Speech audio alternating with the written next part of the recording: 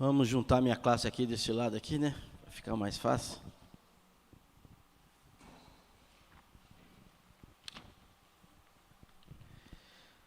Nós estamos tratando sobre essa revista aqui, né? Conflitos da Vida. E na semana passada falamos da terceira lição dessa revista, Por que o mundo está como está? E aí, nós descobrimos que isso tem a ver com o pecado, com a natureza pecaminosa que habita no ser humano. E, diante disso, nós falamos algumas coisas aqui nos estudos que nos fez pensar nos decretos de Deus. E aí hoje seria a quarta aula da revista, Como Superar a Ansiedade e o Medo, que vai ser semana que vem. E eu falei para vocês que eu ia dar uma paradinha na revista só para a gente tratar sobre os decretos de Deus. E eu já dei essa aula aqui no passado, e com certeza a gente sempre tem que estar relembrando os irmãos, a igreja, diante das dúvidas, daquilo que a gente vai esquecendo na caminhada. Mas, então, essa aula é mais para ajudar a formação doutrinária, nesse sentido de entendermos os decretos de Deus. Eu vou... está ali, né? O que são os decretos de Deus? O que são? Nós vamos ler juntos aí, depois eu vou só passar para os irmãos o que a confissão de fé nos diz sobre decretos de Deus. Depois eu vou entrar nessa aula aí, propriamente dita, porque essa é uma aula do Catecismo Maior. Vamos lá, então? Todos juntos. Os decretos de Deus são os atos sábios, livres e santos do conselho de sua vontade, pelos quais, desde toda a eternidade, Ele, para a sua própria glória, pré-ordenou imutavelmente tudo o que acontece no tempo, especialmente o que diz respeito a anjos e homens. Então, é sobre isso que vamos falar hoje. E a nossa confissão de fé, eu vou só fazer uma leitura breve aqui, porque é extenso o assunto, tá, irmãos? Mas só para os irmãos lembrarem o que a confissão de fé nos diz nesse sentido. E a confissão de fé, tanto o Catecismo Maior como o Breve Catecismo, são instrumentos que nos ajudam a sistematizar a doutrina. E é, com certeza, um dos instrumentos que nos ajudam na formação doutrinária, porque já está tudo pronto aqui, com texto, pergunta, resposta e os textos bíblicos, né? E a confissão de fé diz assim: desde toda a eternidade, e pelo muito sábio e santo conselho da sua própria vontade, Deus ordenou livre e inalteravelmente tudo quanto acontece. Nós estamos falando de predestinação aqui, que Deus preordena tudo o que acontece no mundo, e tem dois tipos de predestinação: tudo o que acontece no mundo e o que acontece no sentido de eleição, de salvação do ser humano. Porém, de modo que nem Deus é o autor do pecado, nem violentada é a vontade da criatura, nem é tirada a liberdade ou a contingência das causas secundárias antes estabelecidas. Ou seja, semana passada eu falei um pouquinho sobre isso, da livre agência, né? Nós perdemos o livre-arbítrio no Éden. O homem poderia pecar ou não pecar. Isso é livre-arbítrio. Espiritualmente falando, hoje o homem perdeu o livre-arbítrio. A condição do ser humano, segundo as Escrituras, é que ele está morto em seus delitos e pecados. Então, ele não tem mais condição de querer ou não Deus. E aí, só uma ação de Deus, em busca do homem de novo, para que haja uma reconciliação, e esse plano está contido na cruz do Calvário. Então, só uma ação de Deus, para despertar agora este ser humano que está morto em seus delitos e pecados. Então, isso é algo importante para nós sabermos. Isso não quer dizer que o ser humano não tem livre vontade, que nós chamamos de livre agência, que é escolher. Por exemplo, escolher com quem vai casar, escolher qual igreja que você vai frequentar, escolher a casa que você vai morar, e tantas coisas. E ainda assim, todas essas decisões nossas passam pelo propósito eterno de Deus. Por quê? Ao ler a história de José, você lembra disso, que os irmãos dele escolheram fazer aquela falcatrua toda, vendê-lo os ismaelitas que o venderam para o Egito. Não foi isso? E criaram lá uma morte simbólica para o pai fazer um luto de um filho vivo. Olha que coisa do diabo, né? Mas ainda assim, Deus estava realizando os seus propósitos eternos e levando José para onde Deus queria. Então, a ação má daqueles irmãos não impediu os propósitos que Deus tinha e tem para as nossas vidas. Então, você fazendo essa leitura nas Escrituras, você vai perceber isso, que até mesmo o mal que o homem tenta contra nós, Deus torna em bem. Por que é gostoso saber dessas coisas? Porque a gente consegue levar a nossa vida de maneira mais suave, né? Mais tranquila. A gente descansa na soberania de Deus. Quando falamos de decreto, nós estamos falando de um Deus que é soberano, senão ele não seria Deus. E mesmo Deus sabendo tudo quanto pode ou há de acontecer em todas as circunstâncias imagináveis, ele não decreta coisa alguma por havê-lo previsto como futura, ou como coisa que havia de acontecer em tais e tais condições. Tem uma linha de pensamento teológico que acha que, porque Deus previu que alguém quereria nele, então Deus elegeu aquela pessoa. Porque preveu que lá na frente, essa pessoa ia crer, ia ter fé. Se nós entendermos assim, nós tiramos toda a soberania de Deus e tributamos ao homem como aquele que decide se ele quer ou não Deus.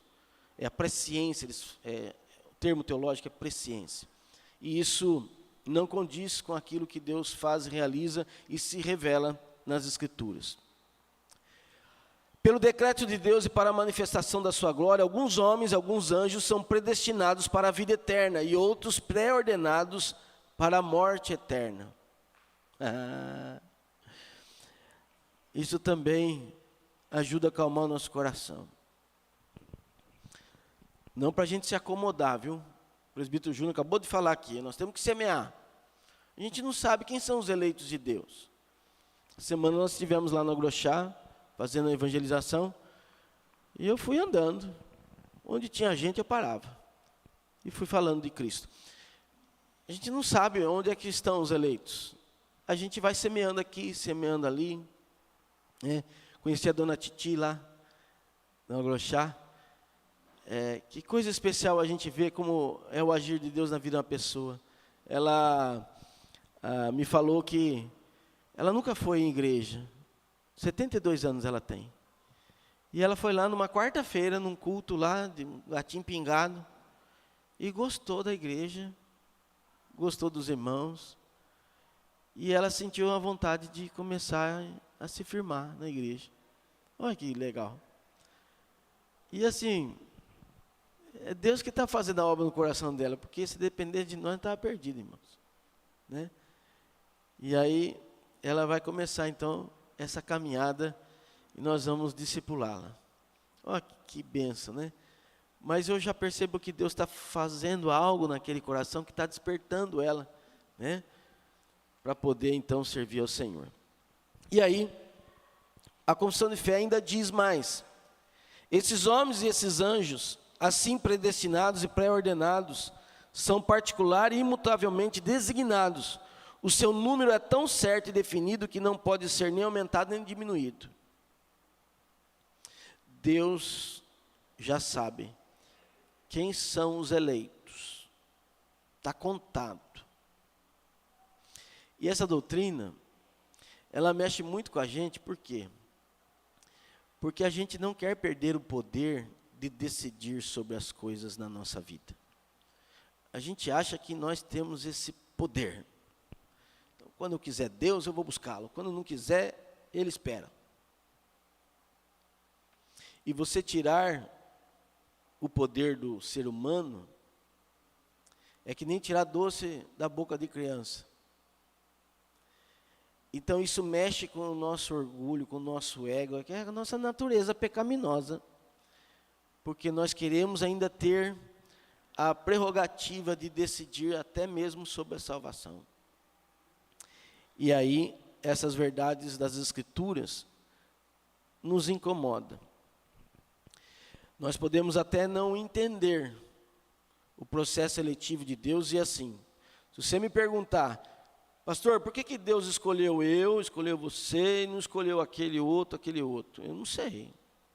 Não tem isso na Bíblia. A Bíblia traz revelação de Deus e aquilo que está revelado é para nós, o que não é, Deuteronômio 29, né?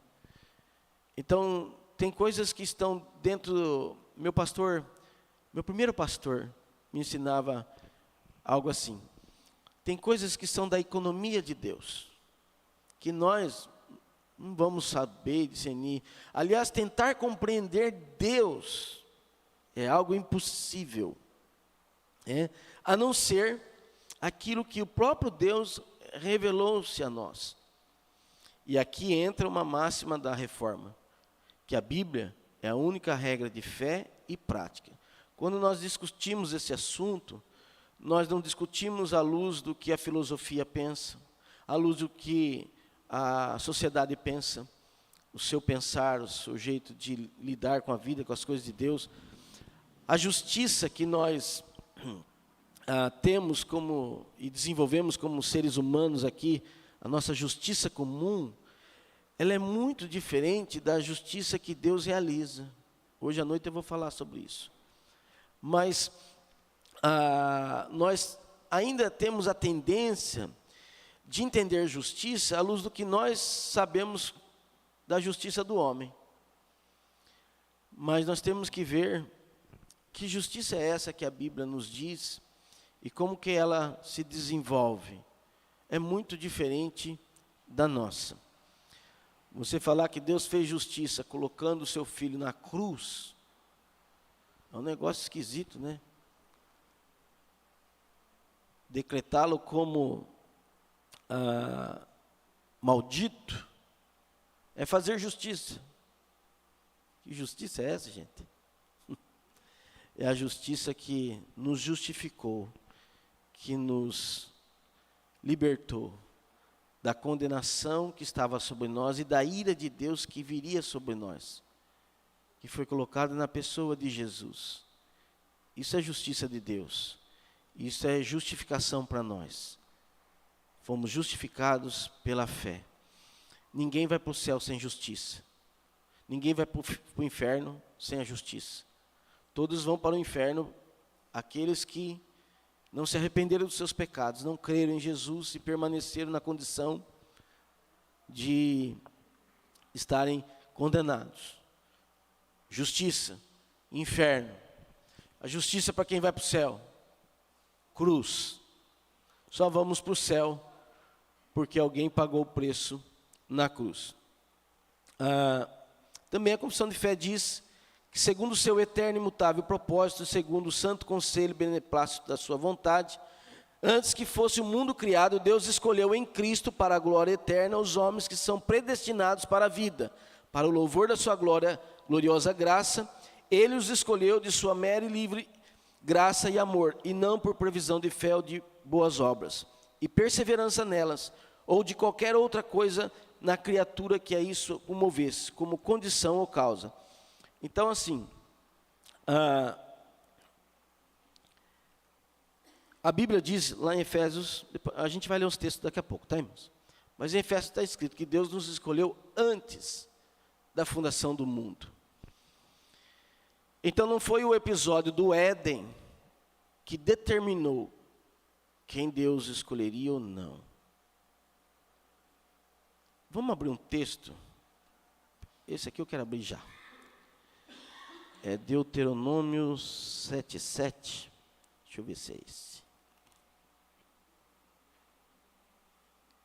É esse aqui. Vamos ler o 6 e o 7.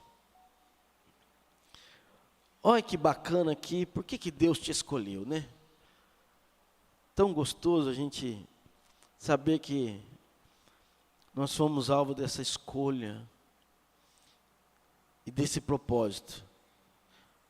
Está escrito assim. Alguém quer ler aí para nós? Leia, para eu tomar uma água aqui. 6 e 7.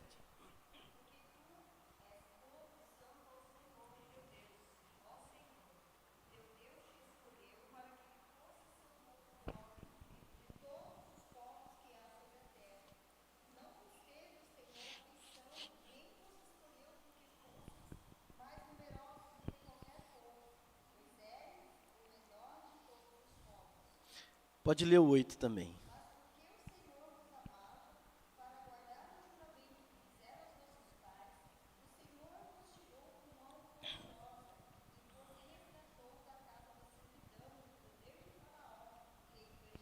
Isso. Então, essa afeição que Deus tem na escolha do seu povo, não é porque era um povo grandioso, enorme. Não, porque Deus começou o povo com Abraão, né? Uma pessoa.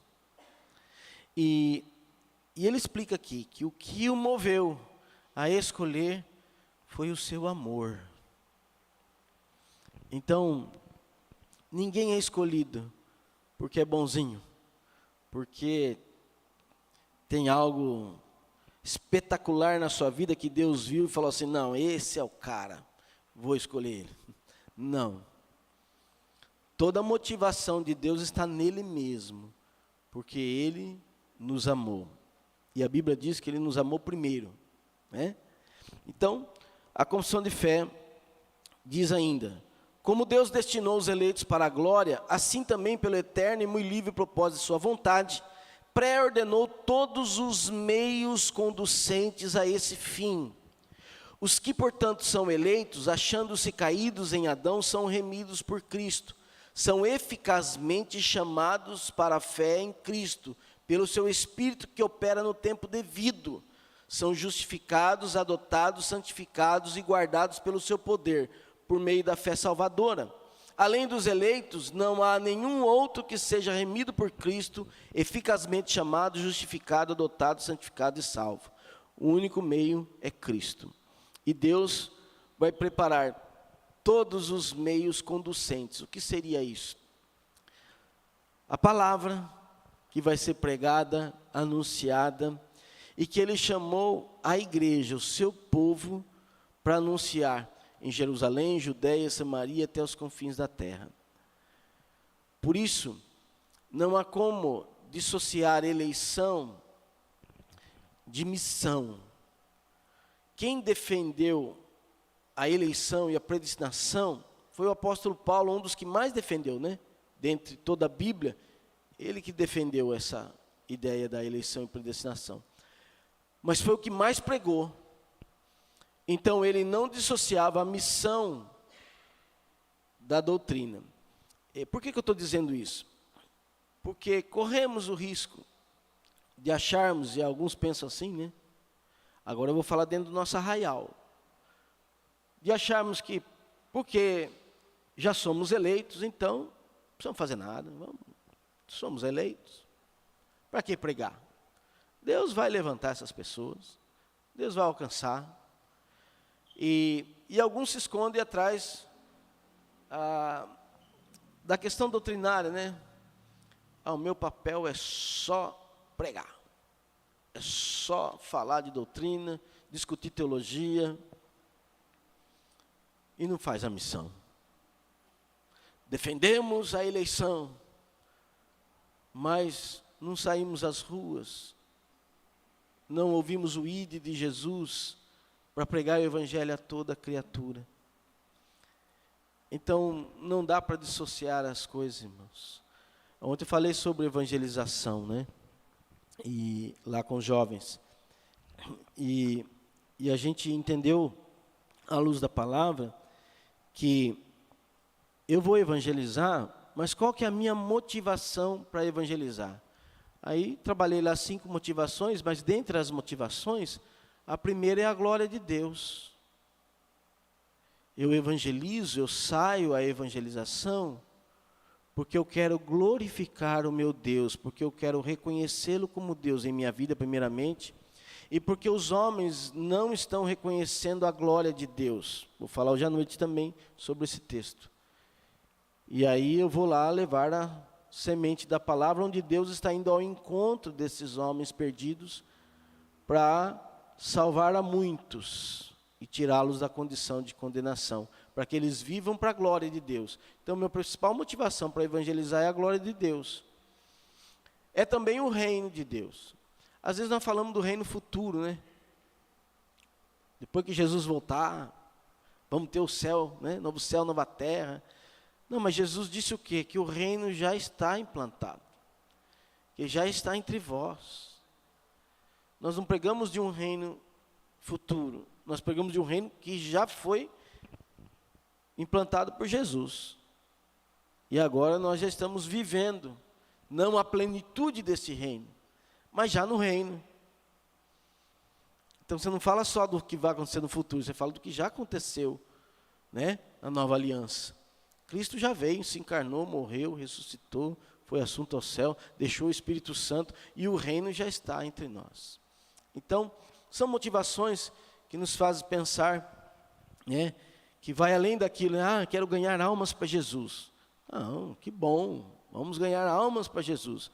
Mas a nossa motivação não é o crescimento da igreja, é a glória de Deus. E o crescimento é Deus quem dá, como o Júnior falou aqui. É Deus que dá o crescimento. Ok? E ainda diz a confissão de fé: segundo o inescrutável conselho da sua própria vontade, pela qual concede ou recusa a misericórdia, como lhe apraz, para a glória do seu soberano poder sobre as suas criaturas. O restante dos homens, para louvor da sua gloriosa justiça, Deus quis não contemplar e ordená-los para a desonra e ira por causa dos seus pecados. Você jamais conheceria as vertentes de um Deus justo e de um Deus de amor se não houvesse essas duas coisas. Como é que você sabe que Deus é justo? Porque Ele aplica a sua justiça. Como é que você sabe que Deus é um Deus de amor? Porque Ele também revela o seu amor. E nós, então, temos essas duas vertentes, daqueles que são escolhidos e daqueles que não são. E ainda diz mais, finalizando aqui a confissão de fé: a doutrina deste alto mistério da predestinação deve ser tratada com especial prudência e cuidado, a fim de que os homens, atendendo à vontade revelada em sua palavra e prestando obediência a ela, possam, pela evidência de sua vocação eficaz, certificar-se de sua eterna eleição. Assim, a todos os que sinceramente obedecem ao Evangelho, essa doutrina fornece motivo de louvor, reverência e admiração a Deus, bem como de humildade, diligência e abundante consolação. Como eu disse, nós podemos não entender a doutrina, mas ela está nas Escrituras. E o fato de eu não entender não pode ser o fato de eu não aceitar, se ela está na Bíblia. Eu tenho que rogar a Deus a sua misericórdia e o seu entendimento. E nós vamos ver vários textos bíblicos, para que a gente tenha a clareza do que a Bíblia fala a respeito dos decretos de Deus. Então vamos lá, agora sim, os textos bíblicos. Alguém me ajuda aí, são 6 textos bíblicos, Efésios 1:11, Romanos 11:33, Romanos 9:14, 15 e o 18, Efésios 1:4, Romanos 9:22, 23 e Salmos 33:11. Vamos abrir esses textos e quem quer ler Efésios 1:11 aí? Margarete.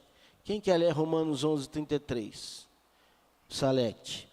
Quem quer ler Romanos 9, 14, 15 e 18? Cida. Efésios 1, 4. Quem quer ler? 3. Então, Nilton lê. Lá, a Wanda, Romanos 9, 22, 23. A Thaís que levanta a mão ou a Zenilda? Zenilda, né? Salmo 33, 11. Pronto. Já dividimos aí os textos, né? Esse primeiro texto de Efésios 1:11, ele vai explicar o quê? Que Deus, que faz todas as coisas segundo o conselho da sua própria vontade, predestina os homens segundo o seu próprio propósito. Então vamos ler aí, Efésios 1:11.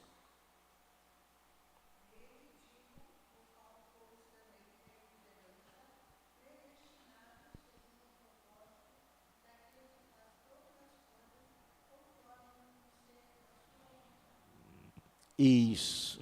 Então, está aí o texto bíblico, bem claro, revelando que Deus faz todas as coisas segundo o conselho da sua própria vontade. Vamos lá, Romanos 11:33, e nesse texto, o que está em evidência aqui? Os planos e os propósitos de Deus não podem ser explicados nem descobertos pelos homens. Romanos 11:33, vamos lá?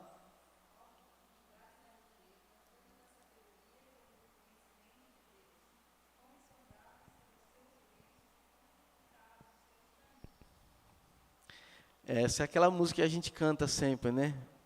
Começando com o 36, porque dele, por ele, para ele, santo, quão insondáveis seus juízos e seus caminhos, com profundas riquezas, saber e conhecer de Deus, quão insondáveis seus juízos e seus caminhos. A gente canta isso, gente, né? E isso tem a ver justamente com essa questão. Nós não podemos entender o ser de Deus. Os pensamentos de Deus são mais altos do que o nosso. Os caminhos de Deus são diferentes. Então, é por aí. Romanos 9, 14, 15 e 18 vai falar sobre o quê? Que os decretos de Deus não o tornam o autor do pecado. É um erro dizer isso. Então, foi Deus quem criou o pecado para que o homem pudesse, então, se tornar condenado. Não. Os seus decretos são segundo o conselho da sua própria vontade, e, portanto, livres de qualquer fonte de interferência exterior ao próprio Deus. Romanos 9, 14, 15 e o 18. Podemos ler.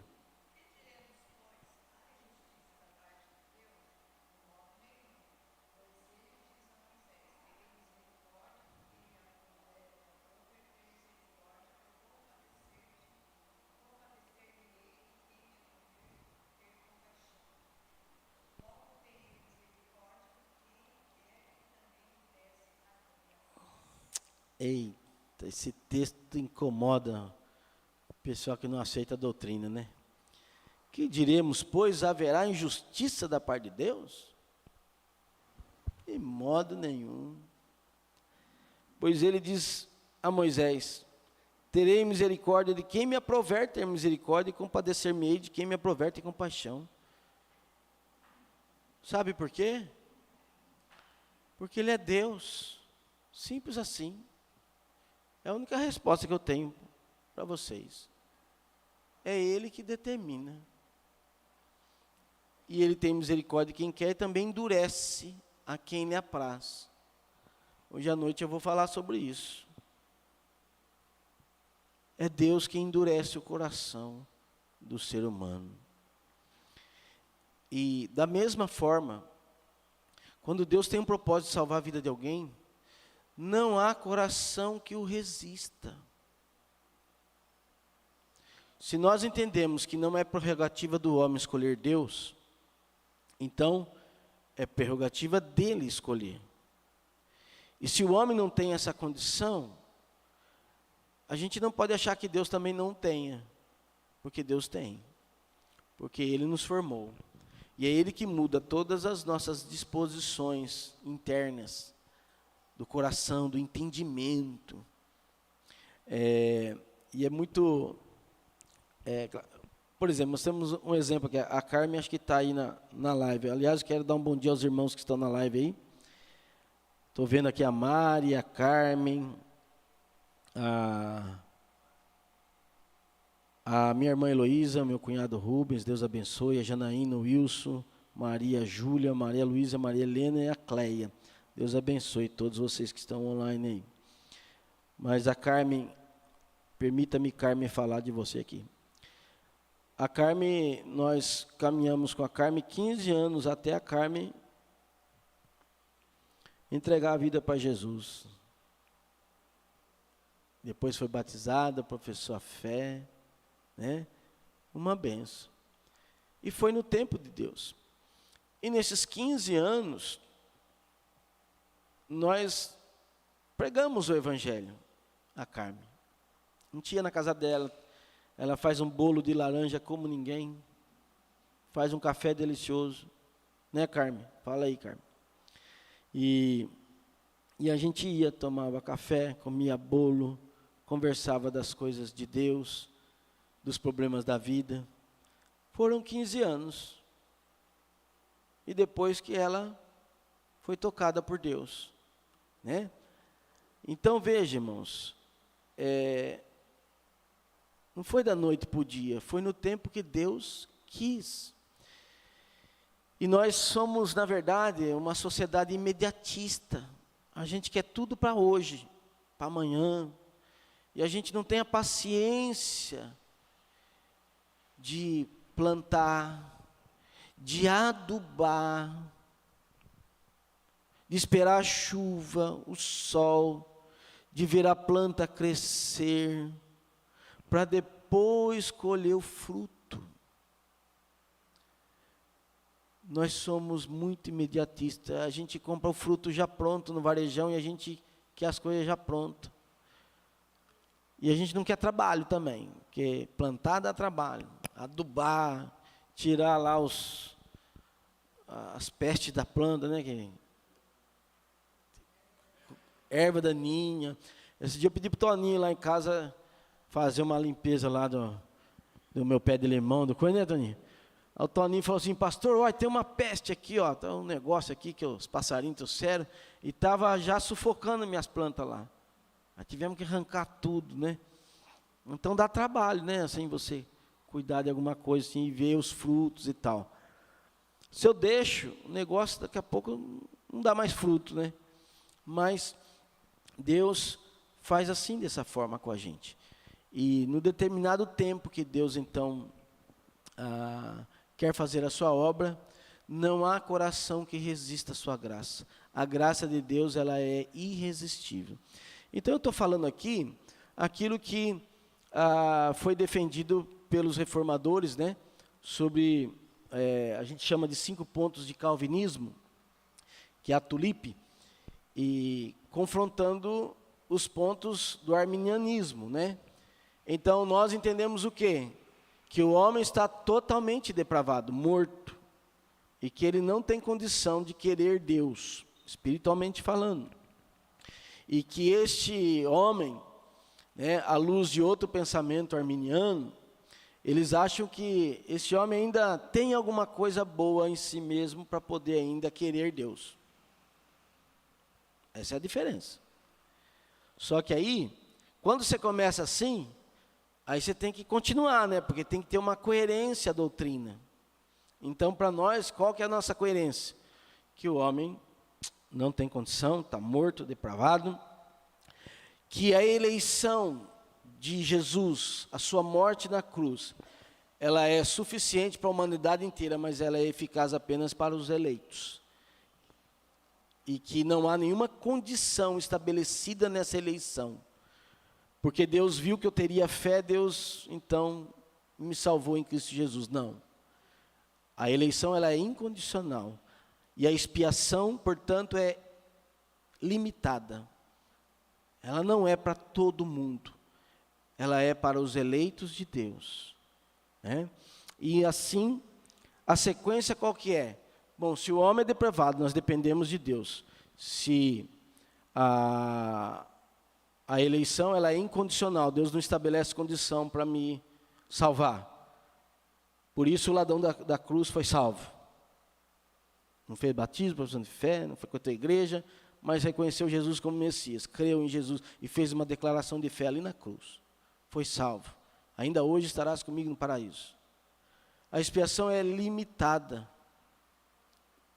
não é para todos, porque aprove a Deus escolher a muitos e não a todos. E fruto disso é a graça irresistível, porque não depende de nós, depende de Deus. É Deus que nos salva e Ele muda o nosso coração. E finalmente, se nós entendemos assim, nós entendemos que nós não perdemos salvação. Aí entra a perseverança dos santos, que Deus vai te fazer chegar até o final com a vitória nas mãos. E por causa disso eu vou viver em pecado? Negativo. Se você viver em pecado é porque você nunca teve um encontro com Cristo. E Paulo fala, de modo nenhum viveremos em pecado. Se com Cristo morremos na sua morte e ressuscitamos uma nova vida. Nós somos agora nova criatura. Há uma nova maneira de pensar, de viver, de falar, de agir. Não há como a gente ser eleito e viver em pecado. Um eleito do Senhor, ele vai viver uma vida em que se torna visível na sua vida o Evangelho. Ah, pastor, mas onde está escrito isso na Bíblia? Vamos lá. 1 Tessalonicenses,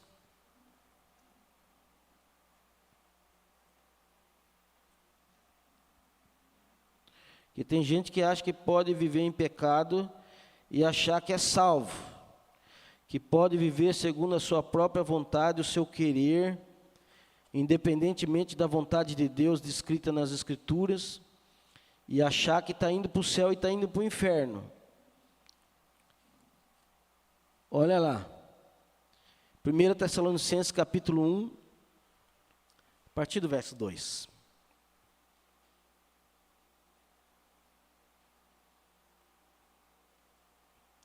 Damos sempre graças a Deus por todos vós, mencionando-vos em nossas orações e sem cessar, recordando-nos diante do nosso Deus e Pai. Paulo está recordando isso. Da operosidade da vossa fé, da abnegação do vosso amor e da firmeza da vossa esperança em nosso Senhor Jesus Cristo. Reconhecendo, irmãos, o que, amados de Deus? A vossa eleição. Porque o nosso evangelho não chegou até vós tão somente em palavra, mas sobretudo em poder, no Espírito Santo, em plena convicção, assim como sabeis ter sido o vosso procedimento entre vós e por amor de vós. Agora, olha o verso 7. De sorte que vos tornastes um modelo para todos os crentes da Macedônia e na Acaia. Esse povo eleito agora se torna modelo. E no verso 9 está escrito: pois eles mesmos, no tocante a nós, proclamam que repercussão teve o nosso ingresso no vosso meio, e como, deixando os ídolos, vos convertestes a Deus, para servirdes o Deus vivo e verdadeiro. Transformação, eleição visível na vida, onde eles abandonaram a idolatria para ficar apenas com Deus. E demonstraram em suas vidas uma fé operosa, um amor abnegado e uma esperança gloriosa em Cristo Jesus. Um eleito, ele tem que viver dessa maneira. E aí, nós precisamos sempre lembrar, irmãos, que isso não nos dá o direito de viver em pecado, de querer viver a nossa vida conforme o nosso pensar. Ou a Bíblia é a nossa única regra de fé e prática, ou nós vamos colocar outra norma para viver, que pode ser a nossa própria, do nosso próprio coração, ou as ideologias que estão permeando a nossa sociedade. Então você precisa definir a quem você vai servir. Não é possível servir a dois senhores, como diz as Escrituras. Ou você serve a Deus, ou você está escravizado ainda nas mãos de Satanás. E Satanás é apenas um carcereiro da prisão. Você sabe disso, né? Quando Cristo quer salvar alguém que está aprisionado nas mãos de Satanás, na prisão, encarcerado, algemado. Jesus não fala com o diabo, porque não é ele que define essas coisas. Ele fala com o juiz. Quem é o juiz?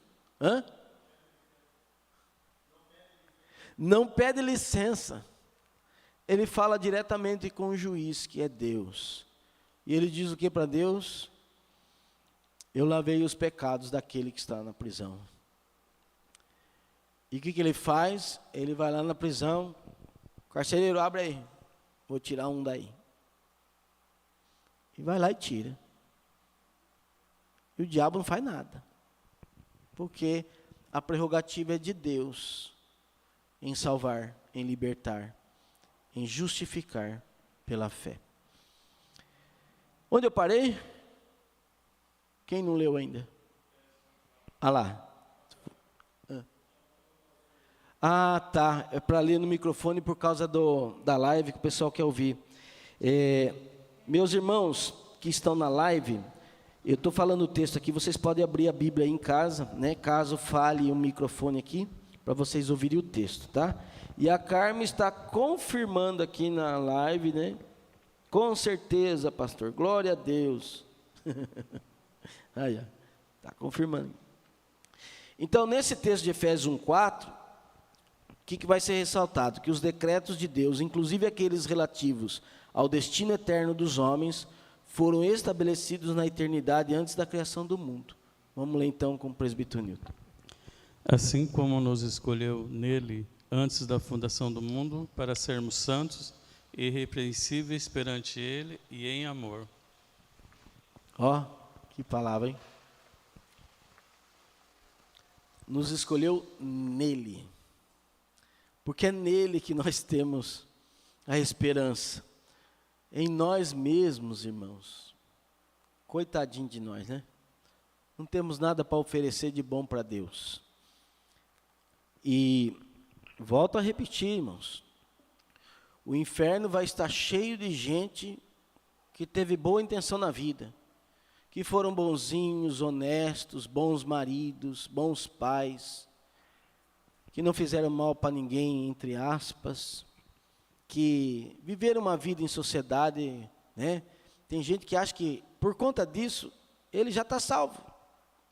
Ah, mas eu construí algo bom para a sociedade, eu deixei um legado para a família. Tudo isso é refúgio, o apóstolo Paulo diz lá em Filipenses. Excremento. Excremento... Todo mundo sabe o que é excremento, né? É aquilo mesmo, que sai no vaso sanitário. Para nada presta. Então, irmãos, não tem nada em nós que possa tocar o coração de Deus para Ele nos salvar. Mas tudo está nele. Nele quem? Em Cristo. Por isso que a Bíblia também diz, ora, nenhuma condenação há para aqueles que estão em Cristo. E aí, Romanos 9, 22, 23, Deus predestinou alguns homens para a ira e outros para a glória. Pode ler.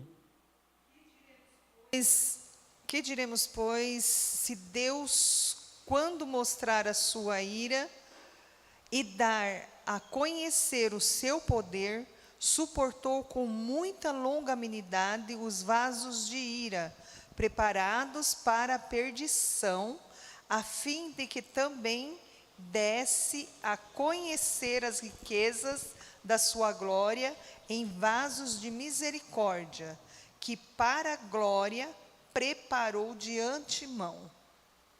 Aí, eita.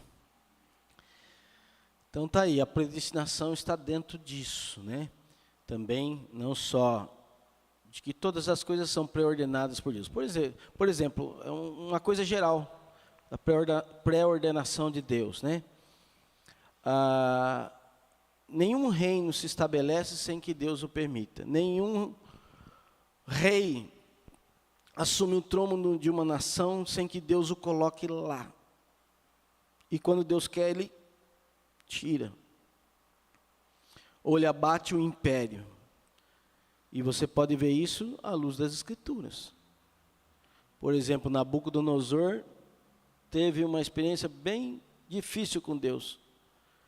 Deus tirou ele do trono para deixar ele que nem um louco comendo grama lá fora. E depois que ele volta para o trono, ele reconhece o Deus Todo-Poderoso. Mas Babilônia caiu, a Síria caiu, a Pérsia caiu, o Império Romano caiu. Todos os impérios não se estabelecem, a não ser que Deus permita. E todos os reinos, os seus ministros, são colocados lá por Deus. Ninguém é colocado sozinho. Deus coloca. Então não tem nada fora do controle de Deus, meus irmãos. Isso traz paz no nosso coração. Né? Traz ou não traz? Porque quando você compreende as Escrituras, você não fica brigando com Deus. Você simplesmente aceita a vontade de Deus. E se a vontade de Deus for colocar um Nabucodonosor aqui, talvez nós merecemos, né?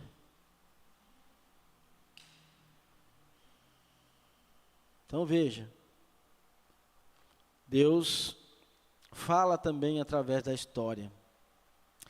E o Salmo 33:11, então, terminando aí, os planos e os propósitos de Deus são imutáveis. Salmo 33:11. O conselho do Senhor dura para sempre, os desígnios do seu coração por todas as gerações. Isso. E Tiago saiu aí, ó.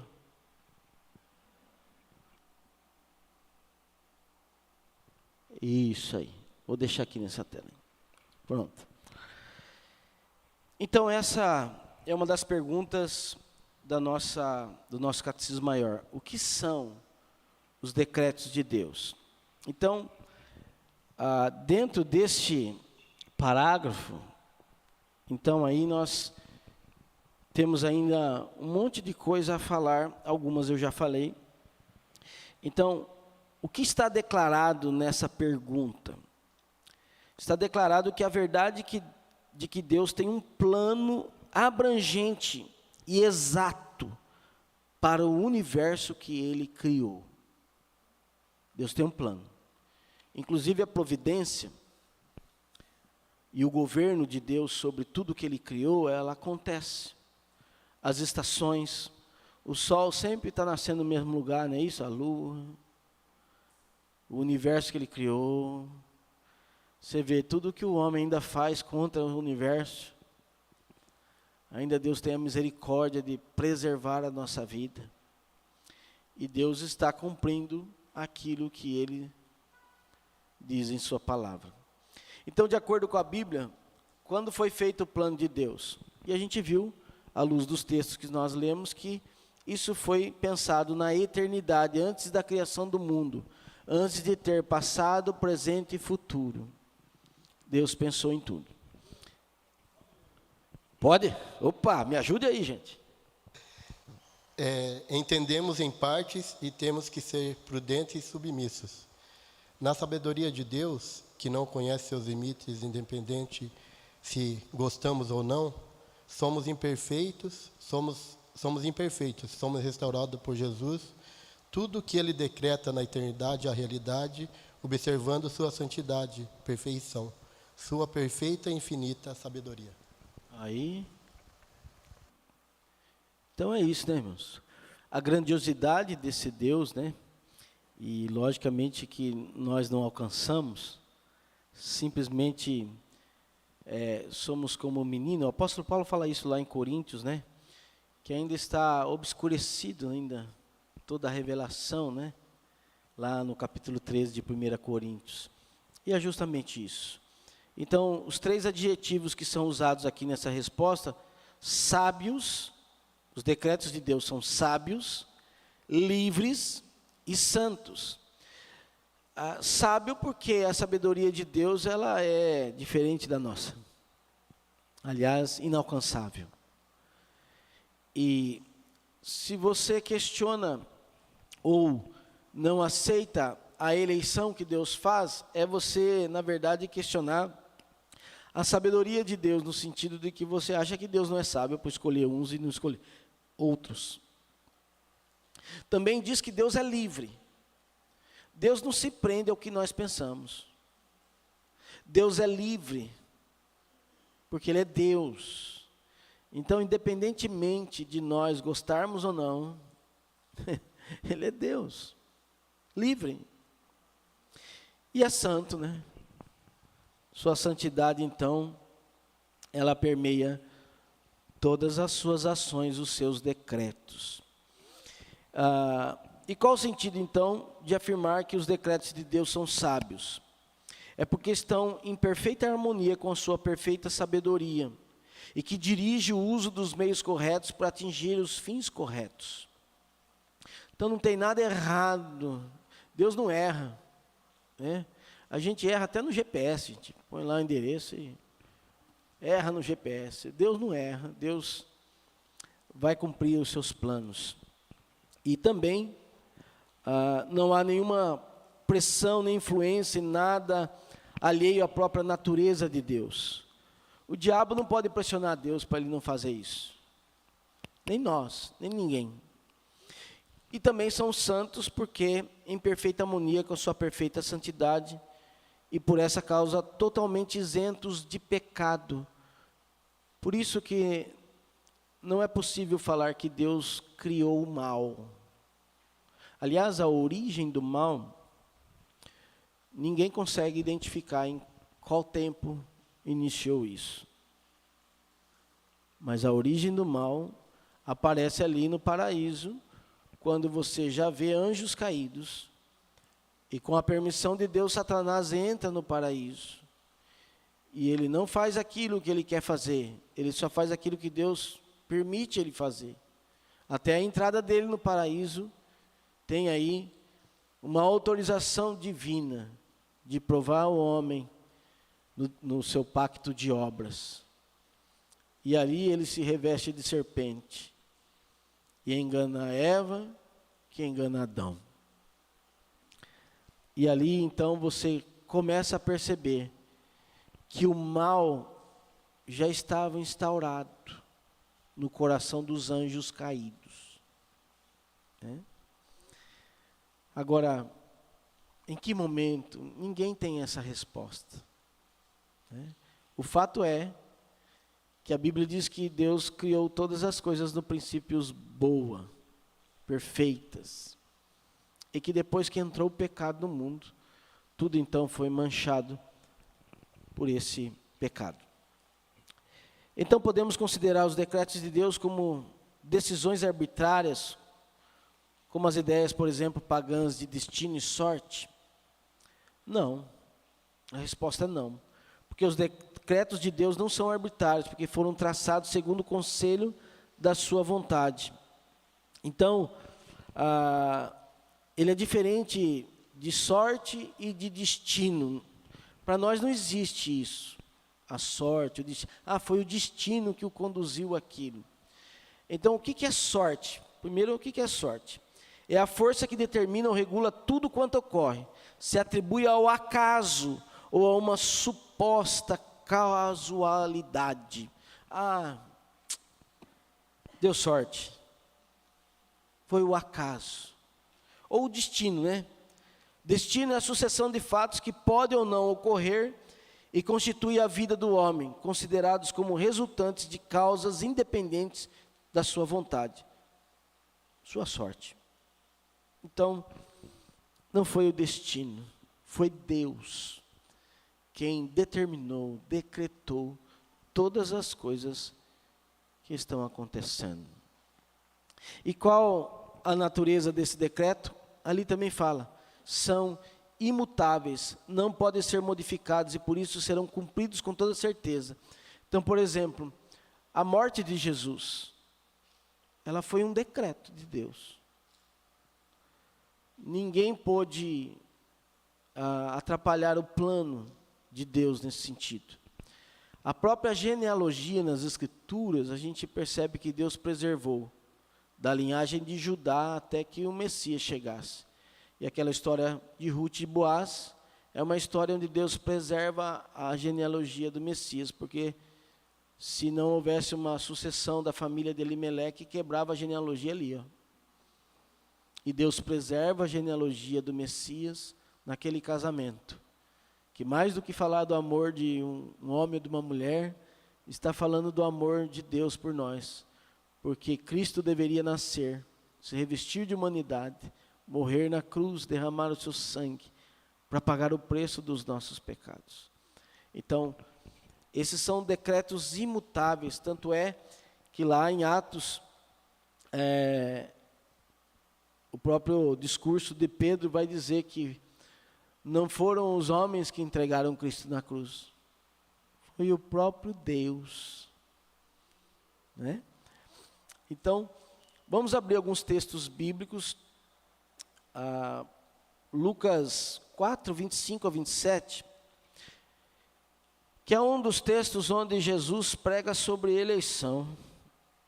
E Jesus falou sobre isso também? Falou. Lucas 4, 25 a 27.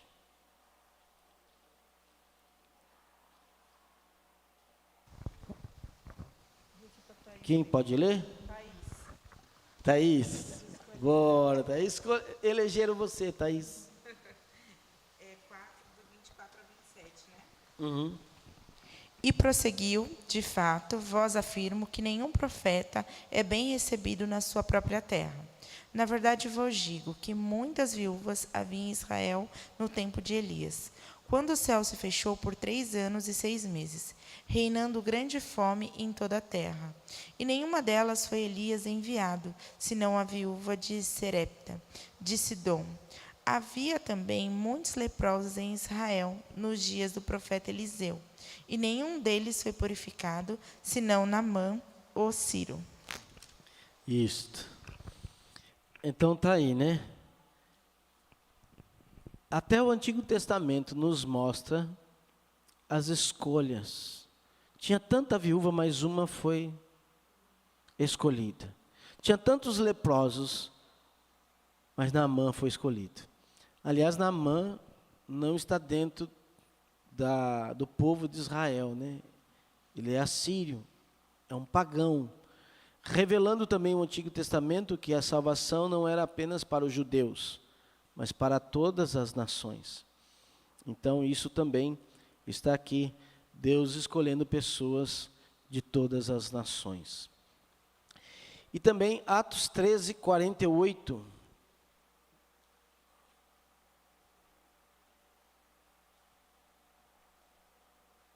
Quem achou aí? Atos 13, 48.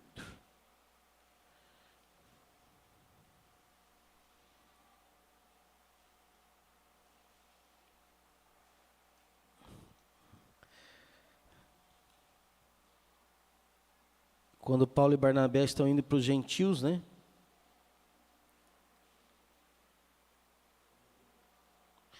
Quem vai ler, irmãos? Margarida. Os gentios, ouvindo isto, regozijavam-se e glorificavam a palavra do Senhor. E creram todos os que haviam sido destinados para a vida eterna. Aí. E creram todos os que haviam sido destinados para a vida eterna.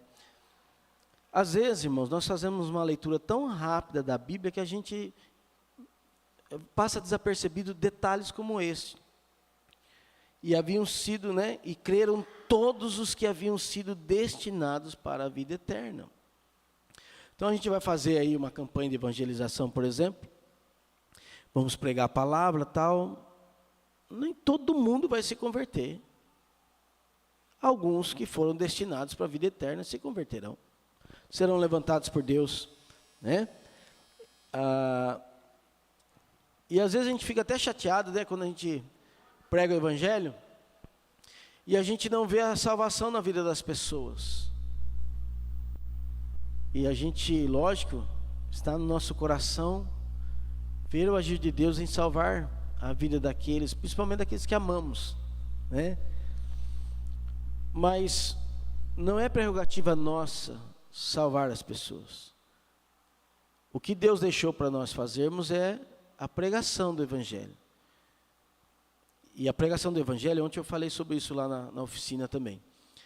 Tem gente que fala, eu prego o Evangelho com a minha vida. Que bom, isso é bom. Né? Que as pessoas vejam Jesus em você, maravilhoso. Só que não foi só isso que Deus pediu de nós. Ele mandou a gente proclamar, falar, anunciar as boas novas de salvação. Pastor, não tenho dom de evangelista. Quem que falou que é para ter o dom de evangelista?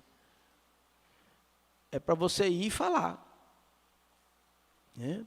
Então, nós não temos desculpas para não pregar e proclamar o Evangelho. Né? Então, esse é o papel da igreja. Então, o que nós precisamos pregar, irmãos, são essas verdades eternas aqui, é o coração da pessoa que está nos ouvindo, que deu essa oportunidade para nós, né? E Deus às vezes cria essa oportunidade para a gente poder falar do amor de Deus. E, independentemente da situação, da circunstância, se é oportuno ou não, né? Quer seja oportuno, quer não, prega o Evangelho, gente. É o que a Bíblia diz. Essa semana eu tive 2 experiências de Espírito. Aí que está, irmãos, é o Espírito Santo que faz a obra. A gente só tem que pregar, né? E ali tinha 2 eleitos, eu não sabia. Já pensou? Se eu pensasse assim, são bêbados, tira da igreja. Tem gente que até tira, né? Põe no banco do fundo. E a gente prefere que eles fiquem aqui com a gente na igreja. E por conta disso. Então é Deus quem decreta a salvação dos seus escolhidos. E Ele vai preparar o momento para isso. Não sei se é debaixo da chuva, se é num acidente, alguma circunstância. O que a gente tem que entender é o seguinte: você acha que eu saí justamente naquele momento? Você acha que é algo por acaso, é o destino, é a sorte? Que sorte, eu vou evangelizar hoje. Não, não é sorte, nada, é Deus que preparou aquela situação lá. Não sei qual o propósito, mas algum propósito tem, né? Até com os vizinhos todos ali, né? Alguma coisa Deus tem ali. Então, eu entendi que Deus estava ali querendo usar para alguma coisa, em especial para a salvação. Então, a doutrina da eleição, da predestinação, o decreto de Deus, ele é para nos ajudar nesse sentido. Primeiro, a descansar em Deus. Porque se nós entendemos que Deus está no controle de tudo e de todas as coisas, isso trará paz ao nosso coração, até mesmo nos momentos difíceis, de tribulação, de angústia. Também entender não só que Deus está no controle de tudo, mas que eu não estou no controle de nada. Porque isso fere a minha alma, quando eu tento forçar a barra com alguém para que alguém seja salvo e tal, e eu não vejo isso acontecendo e tal, e aquilo me incomoda, fere a minha alma. Mas eu preciso lembrar que eu não tenho esse controle, que eu não tenho essa prerrogativa de mudar a circunstância espiritual da vida de ninguém. E a única coisa que eu devo fazer, aí sim, é a minha preocupação em anunciar o Evangelho. Essa preocupação eu tenho que ter, porque se Deus decretou a salvação, então eu tenho que entender que eu vou pregar o Evangelho e que de alguma maneira nós vamos colher frutos da evangelização, porque Deus decretou a salvação de alguém ali onde você está evangelizando. Amém, irmãos? Só terminando aqui, para a gente diferenciar, pré-ordenação é um termo que se aplica a todos os decretos de Deus referentes a tudo que acontece no universo criado, tá? Então Deus pré-ordenou a predestinação denota os decretos de Deus referente ao destino eterno dos anjos e dos homens. Pré-ordenação sobre tudo que Deus criou, predestinação sobre a questão da salvação ou do destino eterno dos anjos e dos homens. Porque os anjos não são salvos. Os homens que são salvos. Cristo morreu na cruz pelos homens, não pelos anjos. Os anjos são criaturas de Deus para viver em santidade, e Ele decretou que alguns caíssem e que outros não. Então é isso. Amém? O texto de hoje, vamos ler um texto que nós não lemos. Deixa eu ver aqui. Vou pegar aqui. Atos